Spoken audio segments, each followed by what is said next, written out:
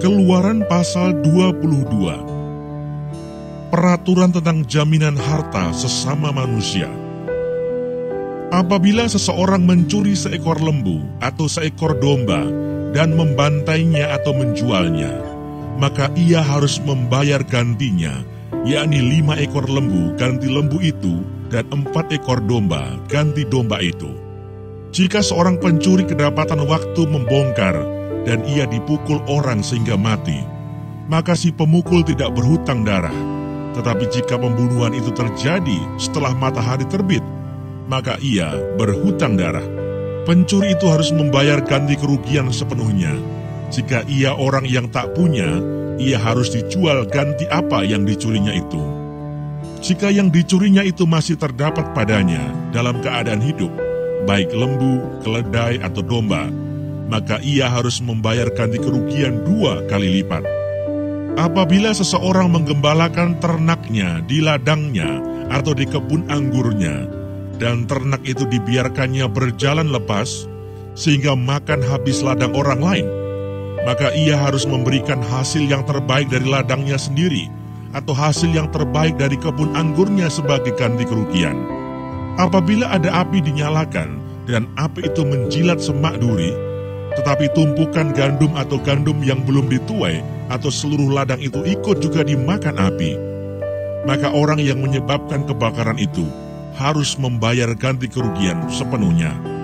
Apabila seseorang menitipkan kepada temannya uang atau barang, dan itu dicuri dari rumah orang itu, maka jika pencuri itu terdapat, ia harus membayar ganti kerugian 2 kali lipat. Jika pencuri itu tidak terdapat, maka tuan rumah harus pergi menghadap Allah untuk bersumpah bahwa ia tidak mengulurkan tangannya mengambil harta kepunyaan temannya.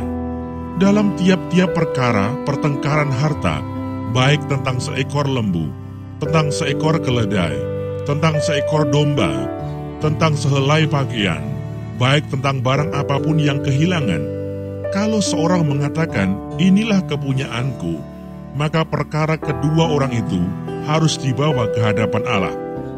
Siapa yang dipersalahkan oleh Allah haruslah membayar kepada temannya ganti kerugian 2 kali lipat.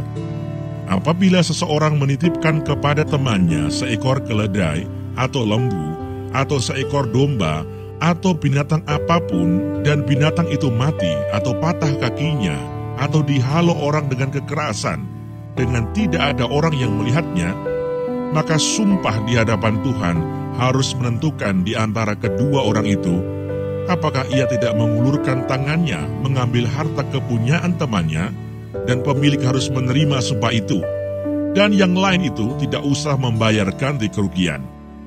Tetapi jika binatang itu benar-benar dicuri orang daripadanya, maka ia harus membayar ganti kerugian kepada pemilik. Jika binatang itu benar-benar diterkam oleh binatang buas, maka ia harus membawanya sebagai bukti. Tidak usah ia membayar ganti binatang yang diterkam itu.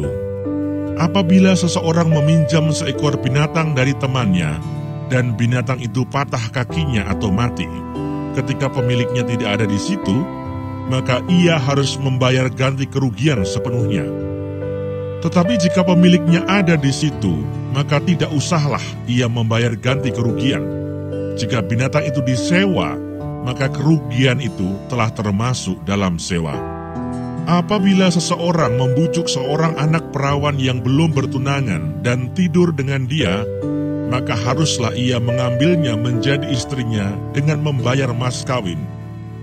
Jika ayah perempuan itu sungguh-sungguh menolak memberikannya kepadanya, maka ia harus juga membayar perak itu sepenuhnya, sebanyak mas kawin anak perawan. Peraturan tentang dosa yang keji. Seorang ahli sihir perempuan janganlah engkau biarkan hidup. Siapapun yang tidur dengan seekor binatang, pastilah ia dihukum mati. Siapa yang mempersembahkan korban kepada Allah, kecuali kepada Tuhan sendiri, haruslah ia ditumpas. Peraturan tentang orang-orang yang tidak mampu. Janganlah kau tindas atau kau tekan seorang orang asing, sebab kamu pun dahulu adalah orang asing di tanah Mesir. seorang janda atau anak yatim janganlah kamu tindas. Jika engkau memang menindas mereka ini, tentulah aku akan mendengarkan seruan mereka jika mereka berseru-seru kepadaku dengan nyaring. Maka murkaku akan bangkit, dan aku akan membunuh kamu dengan pedang, sehingga istri-istrimu menjadi janda dan anak-anakmu menjadi yatim. Jika engkau meminjamkan uang kepada salah seorang dari umatku, orang yang miskin di antara kamu, maka janganlah engkau berlaku sebagai seorang penagih hutang terhadap dia. Janganlah kamu bebankan bunga uang kepadanya. Jika engkau sampai mengambil jubah temanmu sebagai gadai, maka haruslah engkau mengembalikannya kepadanya sebelum matahari terbenam, sebab hanya itu saja penutup tubuhnya, itulah pemalut kulitnya. Pakai apakah ia pergi tidur?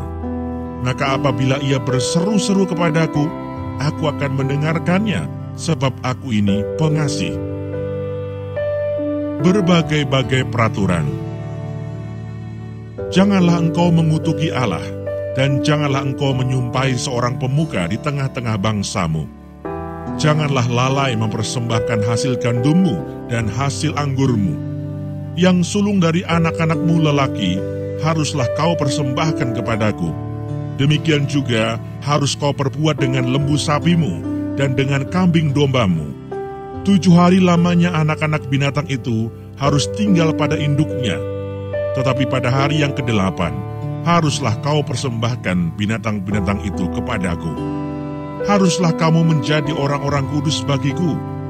Daging ternak yang diterkam di padang oleh binatang buas, janganlah kamu makan, tetapi haruslah kamu lemparkan kepada anjing.